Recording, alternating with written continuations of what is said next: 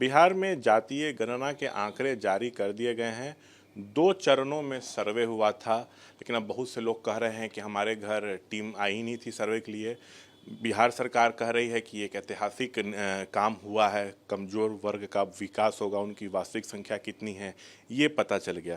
लेकिन क्या प्रोसेस था, कैसे हुआ, पूरा कितना टाइम लगा, इस सब मसलों पर हम बात करेंगे मनोरंजन जी से। ये पटना जिला में नोडल अधिकारी रहे हैं जातीय गणना के, हम उनसे हर मसले पर बातचीत करेंगे। आपका बहुत स्वागत है एबीपी न्यूज़ में। ये बताइए 2 चरणों में हुआ था, तो क्या प्रोसेस था, हमको पहले समझा दीजिए। देखिए, जो बिहार जाति आधारित गणना हुई है उसमें बहुत ही अच्छी पद्धति अपनाई गई। सबसे पहले जो प्रथम चरण था, इसमें हम लोगों ने 7 जनवरी से लेके 21 जनवरी तक संपादित किया था। उसमें हम लोगों ने एक एक मकान का, जो भी जिसमें लोग रहते हैं, निवास करते हैं, एक एक मकान का उसका हम लोगों ने सूचीकरण किया। इसका नाम ही मकान सूचीकरण था। उसमें सारे जितने भी एक चार्ज के अंतर्गत, एक गणना खंड के अंतर्गत जितनी भी मकानें थी, सबका नंबरिंग किया गया।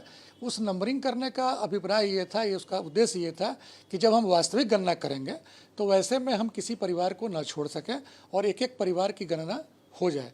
तो प्रथम चरण में ये काम संपादित किया गया और उसी आधार पर जब वास्तविक गणना का काम हमारा अप्रैल में शुरू हुआ, 15 अप्रैल में, तो उसमें हम लोगों ने उसी मकान सूचीकरण के आधार पर प्रत्येक घरों का हम लोगों ने सर्वेक्षण किया। हमारे प्रगणक गए, उसके बाद पर्यवेक्षक के स्तर से भी जांच की गई। चार्ज ऑफिसर, जो कि बेसिकली प्रखंड विकास पदाधिकारी या नगर निकायों में जो वहाँ के कार्यपालक पदाधिकारी होते हैं, उनके द्वारा भी इसकी जांच की गई। पुनः इसकी जांच जो अपर जो अनुमंडल पदाधिकारी होते हैं, उनको भी गणना के कार्य में चार्ज के ऊपर के कड़ी में रखा गया था, उनके स्तर में रिव्यू किया गया। फिर जिला पदाधिकारी, जो प्रधान गणना पदाधिकारी होते हैं, उसमें किया गया। तो काफ़ी अच्छी और बहुत ही सुदृढ़ पद्धति इसमें अपनाई गई और गणना के पूरे आंकड़ों को सहेजा गया। मतलब दूसरे चरण में जाति का आंकड़ा जुटाया गया, आर्थिक स्थिति पूछी गई। जी, प्रथम चरण में केवल हम लोगों ने मकान का सूचीकरण किया था। उसके साथ साथ परिवार के मुखिया का नाम, उसके परिवार में कुल कितने सदस्य हैं, जो उनके द्वारा बताया गया, उसको हम लोगों ने संग्रहित किया था। द्वितीय चरण जो था वो वास्तविक गणना का था। वास्तविक गणना में गणना का एक प्रपत्र विभाग के द्वारा बनाया गया था, जो इस तरह का प्रपत्र है, जिसको हम लोगों ने प्रशिक्षण के दौरान इस्तेमाल भी किया था। इस तरह के प्रपत्र में ये काफ़ी विस्तृत इसमें सूचनाएं संग्रहित की जा रही थी, जिसमें केवल जाति ही नहीं बल्कि सामाजिक और आर्थिक आधार पर जो उनके जो प्रश्न थे उसमें भी पूछे गए थे। इसमें सारे लोगों के बारे में, एक परिवार के अंतर्गत जितने भी सदस्य हैं उन सबों के बारे में 17 तरह का उसमें हम लोगों का एक प्रश्नावली था, जिसमें कि हम लोग सूचनाएं एकत्र करते थे। उसमें हर एक प्रगणक, जैसे एक गणना करने का एक जो पद्धति बनाई गई, उसमें गणना खंड बनाए गए। गणना खंड में क्या है कि उसमें एक अनुमानतः लगभग 150 परिवार, एक गणना खंड में 150 परिवार रखे गए, ताकि प्रगणक एक पूरे अच्छे तरीके से हर एक घर में जाए, एक बार नहीं दोबारे जाए।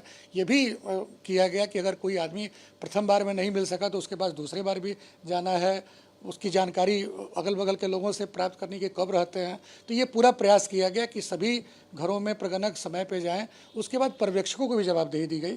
प्रगणक जब जाते थे तो वो परिवार का जो मुखिया होता था, उससे इसमें सभी लोगों का, परिवार के पूरे सदस्यों का नाम, उनके पिता पति का नाम, संबंध क्या उनका है, उनकी आयु कितनी है, जाति क्या है, जाति का कोड। जनरली हम लोग के पास एक डायरेक्टरी बनी हुई थी, जिसमें कि जितनी भी जातियां बिहार में सरकार के द्वारा संसूचित की गई थी, उसका हम लोग कोड एकत्र, उनसे जाति का नाम पूछ के कोड भरते थे हम लोग। घर घर आप लोग गए? घर घर। जो नहीं मिला उसके बाद दोबारा भी उसके आएंगे? दोबारे गए और कोई किसी के से जानकारी मिली तो हम लोगों ने प्रथम चरण में तो हेल्प डेस्क बाज़ाब्ता बना रखा था यहाँ पे जानकारी लेने के लिए, कि अगर कोई किसी ने बताया तो हम लोग वहाँ पे गए और एक एक आंकड़े जो है हम लोग जाकर प्रगणक के माध्यम से किए और पर्यवेक्षकों के द्वारा इसकी जांच भी की गई। फिर ये जो फॉर्म आप दिखा रहे थे, इसमें टोटल 17 कॉलम है। 17 तरह की जानकारी जो है, 17 तरह के सवाल इसमें पूछे गए और एक आधार संख्या था, लेकिन आधार संख्या वैकल्पिक था, कोई ये नहीं था कि उनको देना ही है। और इसका जो डेटा है वो मोबाइल ऐप पर भी अपलोड किया गया। ये प्रक्रिया ये थी कि प्रगणक जब जाते थे घरों में तो लोगों से फिजिकल फॉर्म में लोगों से सूचनाएं लेते थे, उनका पूरा विवरण भर के परिवार के मुखिया से हस्ताक्षर भी प्राप्त करते थे। और उनका हस्ताक्षर इसलिए होता था कि जो उनके द्वारा आंकड़े बताए गए हैं वही इस प्रपत्र में भरा गया है, ये सत्यापन के लिए। किस किस लोगों की इसमें ड्यूटी लगी थी, किस किस विभाग के? देखिए, इसमें बहुत बड़े व्यापक पैमाने पे, चूँकि हमारे यहाँ पूरे पटना जिला में 12,741 गणना खंड थे, तो उतने कर्मियों की प्रतिनियुक्ति की गई थी। उसमें शिक्षक थे, आंगनबाड़ी सेविकाएं थी, अलग अलग तरह के कर्मचारी, राजस्व कर्मचारी, पंचायत सेवक, ये सभी तरह के इसमें कर्मी लगाए गए थे जो प्रगणक के रूप में काम कर रहे थे। उसके ऊपर के जो स्तर पे थे पर्यवेक्षक, उनसे हायर अथॉरिटी के जो सुपरवाइजरी रैंक के ऑफिसर्स होते हैं या कोई वरीय जो कर्मी है, उसको पर्यवेक्षक के रूप में लगाया गया था। अच्छा, आप लोग डेटा को पूरा कंपाइल कैसे किए? हाँ, पूरा जब ये पूरा गन्ना फर्स्ट फेज में जब हम लोगों ने गन्ना का काम किया था, तो एएचएल का भी पूरा आंकड़ा था, वो हम लोगों ने जो बिहार कास्ट बेस्ड सर्वे का पोर्टल है उस पर हम लोगों ने उसकी एंट्री करी थी। फिर बाद में जब ये द्वितीय चरण में जब वास्तविक गन्ना का काम शुरू हुआ, तो एक बिजागा ऐप गवर्नमेंट ने बनाया था जो एंड्रॉयड बेस्ड ऐप है और बहुत काफ़ी रोबस्ट है।